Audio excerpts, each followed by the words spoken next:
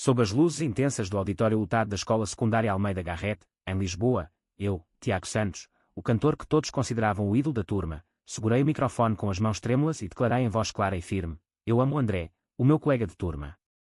O público, que instantes antes aplaudia a minha interpretação apaixonada de uma balada original, caiu num silêncio absoluto que durou apenas segundos, antes de explodir num rugido de espanto, gritos e aplausos confusos que fizeram o salão tremer. Aquele momento, que eu tinha ensaiado 1000 vezes na minha cabeça durante noites sem dormir, mudou tudo em fração de segundo. O meu coração batia tão forte que parecia querer sair do peito. Olhei para a plateia e vi rostos conhecidos, professores de boca aberta, alunos a filmar com os telemóveis, e lá ao fundo, o André, com os olhos arregalados, imóvel como uma estátua. Não sabia se ele me odiaria para sempre ou se aquilo seria o início de algo que eu sonhava há meses. Tudo começou meses antes, numa tarde chuvosa de outono. Eu era o rapaz que todos viam como perfeito, bom aluno, voz incrível, popular nas festas da escola. Mas por dentro, lutava com um segredo que me consumia. Desde pequeno, sentia que era diferente. Em Portugal, onde as leis protegem, mas os olhares ainda julgam, eu escondia quem era. A minha família, especialmente o meu pai, um homem tradicional de uma aldeia do norte, falava sempre de homens a sério e de casar com uma boa rapariga. Eu sorria e fingia, mas cada dia era uma batalha interna. Conheci o André no primeiro dia do último ano. Ele era novo na escola, transferido de outra cidade. Calmo, inteligente, com um sorriso tímido que iluminava a sala. Não era o tipo de rapaz que chamava a atenção como eu, mas havia algo nele que me atraía de forma irresistível. Começámos a falar durante as aulas de música. Ele tocava guitarra como ninguém e nós partilhámos playlists e ideias para canções. Aos poucos, as conversas tornaram-se mais profundas. Falávamos de sonhos, medos, da pressão da sociedade. Eu nunca tinha dito a ninguém que gostava de rapazes. Com ele, sentia que podia ser eu mesmo, pelo menos em parte. Uma noite, depois de um ensaio para o espetáculo anual, ficámos sozinhos no pátio da escola. A chuva tinha parado e o ar estava fresco. Tiago, tu pareces sempre tão confiante no palco, mas sinto que carregas algo pesado, disse ele. Eu quis contar tudo, mas o medo paralisou-me. Em vez disso, toquei-lhe o ombro e senti um arrepio que nunca tinha sentido antes.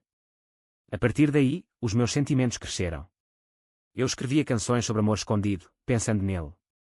Sonhava com um futuro onde pudesse andar de mão dada sem medo. Mas o pânico de ser rejeitado, de perder a popularidade, de desiludir a família, consumia-me. Os meses passaram entre ensaios e momentos roubados. Eu observava o André rir com os amigos, ajudar os mais novos, e o meu coração apertava-se. Uma vez, durante uma festa da turma, quase o beijei quando dançámos perto. Mas recuei no último momento, inventando uma desculpa. A culpa e o desejo misturavam-se numa tormenta interior. Eu sabia que confessar poderia destruir a minha imagem de ídolo, mas viver na mentira estava a matar-me por dentro. A minha mãe notava que eu estava distante, perguntava se era stress dos exames. Eu mentia. O meu irmão mais velho, que vivia em Porto, mandava mensagens sobre ser homem. Cada palavra era uma facada.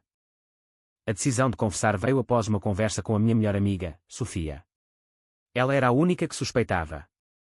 Tiago, se não fores verdadeiro contigo, vais arrepender-te para sempre. O André merece saber e tu mereces ser livre. Aquelas palavras deram-me coragem. Durante semanas, preparei a canção especial para o espetáculo, uma letra que falava de amor proibido, de coragem para amar. No dia do ensaio geral, pratiquei a declaração 1000 vezes no espelho. O medo estava lá, mas também a esperança de um novo começo. Agora, no palco, com o microfone ainda na mão, o caos começava. Alguns alunos aplaudiam, outros sussurravam. Vi um professor chamar o diretor. O meu mundo, que eu construíra com tanto cuidado, estava a desmoronar-se. Mas pela primeira vez, sentia-me leve. Olhei novamente para o André e esperei a sua reação. Seria o fim ou o princípio da minha verdadeira vida? O silêncio que se seguiu à minha confissão durou apenas instantes, mas pareceu uma eternidade. O diretor subiu ao palco rapidamente, pedindo calma, enquanto eu descia os degraus com as pernas fracas. Os meus colegas rodearam-me no corredor lateral, alguns com sorrisos encorajadores, outros com expressões de choque puro. Sofia foi a primeira a abraçar-me. Tu fizeste isso, Tiago. Estou tão orgulhosa. Mas eu só conseguia pensar no André. Ele não se mexeu da cadeira. Os seus olhos encontraram os meus por um segundo, cheios de confusão e algo mais que não consegui decifrar. No dia seguinte, a escola transformou-se num campo de batalha de sussurros. Caminhei pelos corredores da Escola Secundária Almeida Garrett sentindo cada olhar como uma agulha. Alguns rapazes da equipa de futebol murmuravam piadas baixinho, mas eu ignorei. A minha mente voltava constantemente aos meses anteriores, quando tudo era mais simples, ou pelo menos parecia. Lembrei-me da primeira vez que André me convidou para tocar guitarra no jardim da casa dele, perto do rio Tejo. O sol poente pintava o céu de laranja e nós ríamos de letras mal feitas. Naquele momento, percebi que o que sentia não era só amizade. Era amor, puro e aterrorizante. Em casa, a tempestade começou. O meu pai ligou do trabalho, a voz carregada de decepção. O que é isso que andam a dizer na escola, Tiago? Um homem não faz essas coisas. A minha mãe tentou acalmar, mas via-se a preocupação nos seus olhos. Eu sentei-me na cozinha, explicando que não escolhi sentir aquilo, que o André era especial, que eu lutava há anos contra o meu próprio coração. O meu pai saiu da sala sem dizer mais nada, deixando um vazio que doía mais que qualquer palavra. Aquela noite, escrevi no meu caderno uma nova canção sobre sacrifício, sobre o preço da verdade. André evitou-me durante dias. Encontrei uma tarde no café perto da escola, onde costumávamos estudar juntos. Tiago, eu não sei o que dizer, confessou ele, mexendo o café nervosamente. Eu gosto de ti como amigo, mas isto é demais para mim agora. As suas palavras foram como um soco, mas entendi. Ele também tinha os seus medos, pais rigorosos, futuro incerto com os exames finais. Conversámos horas, sobre como a sociedade portuguesa ainda olhava de lado para histórias como a nossa, apesar de Lisboa ser mais aberta. Eu não pressionei. Disse apenas que esperaria, que o meu amor não era uma fase passageira. Enquanto isso, a minha amizade com Sofia tornou-se o meu refúgio. Ela ouvia as minhas dúvidas, os momentos de pânico quando pensava em desistir da música. Tu não podes voltar atrás, Tiago. Esta confissão é o teu primeiro passo para crescer. Com ela, planeei o grande espetáculo da noite seguinte, onde eu cantaria a canção dedicada ao André. O medo da rejeição misturava-se com a excitação de finalmente ser autêntico. Cada ensaio era uma lição de coragem. Eu via o André de longe, no refeitório, e o meu coração acelerava. Será que ele viria? As noites eram longas. Deitado na cama, revivia cada olhar, cada conversa. O conflito interno era constante, orgulho pela coragem, terror pela perda de tudo o que construíra como ídolo. Mas algo mudava dentro de mim. Pela primeira vez, sentia que estava a tornar-me o homem que sempre quis ser, não o que os outros esperavam. A família, os amigos, a escola, todos faziam parte dessa jornada, mas o centro era eu e o André. A semana seguinte à confissão foi um turbilhão de emoções que me testou até ao limite. O André finalmente falou comigo depois das aulas, no banco do jardim da escola onde as árvores de Lisboa davam sombra fresca. Tiago, eu pensei muito. Não te odeio, mas preciso de tempo. Isto muda tudo para nós. As suas palavras trouxeram alívio e dor ao mesmo tempo. Eu respeitei, mas o meu coração doía ao vê-lo afastar-se. Nessa altura, um amigo próximo, o Pedro, traiu a minha confiança. Ele contou aos pais dele, que por sua vez falaram com os meus. A conversa familiar explodiu numa noite chuvosa. O meu pai, com o rosto vermelho, gritou: "Isto é vergonha para a família." Eu defendi-me com lágrimas nos olhos, explicando que o amor pelo André era verdadeiro e que eu não podia mais fingir. A minha mãe chorou em silêncio, dividida entre o amor pelo filho e as tradições. Aquela noite marcou um ponto de virada. Eu saí de casa para caminhar pelas ruas de Alfama, pensando em como o preconceito ainda existia, mesmo numa cidade tão bonita como Lisboa. Na escola, o bullying ganhou força. Mensagens anónimas no grupo da turma, olhares de desprezo. Mas também veio apoio inesperado. Uma professora de literatura puxou-me de lado e disse: "Tiago, a tua coragem inspira. Continua a cantar a tua verdade." Aquelas palavras deram-me força para decidir, no espetáculo principal, eu não só confessaria de novo, mas cantaria com o coração aberto. O André, ao ver o meu sofrimento, aproximou-se mais. Encontrámo-nos no Parque Eduardo VII, sentados num banco com vista para a cidade.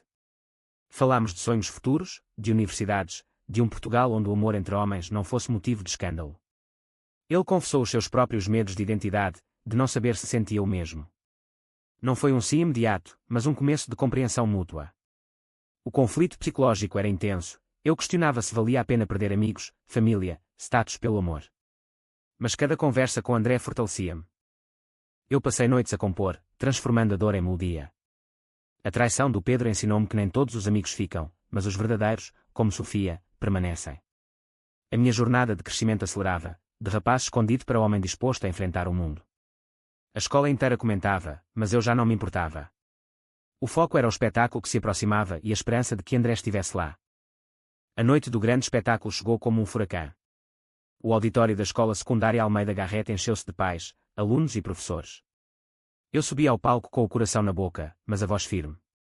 Dediquei a canção ao André, cantando cada palavra como se fosse uma declaração pública de novo. A plateia reagiu com um misto de choque e emoção, aplausos, lágrimas, alguns vaias abafadas. O André, desta vez, levantou-se lentamente e aplaudiu, os olhos brilhantes. Depois do show, o caos instalou-se. Pais ligaram, a direção convocou reuniões. Mas o mais importante foi a conversa privada com André nos bastidores. Tiago, a tua música tocou-me. Eu também sinto algo, mas temos de ir devagar. Aquele momento foi de pura conexão, sem pressa, só compreensão.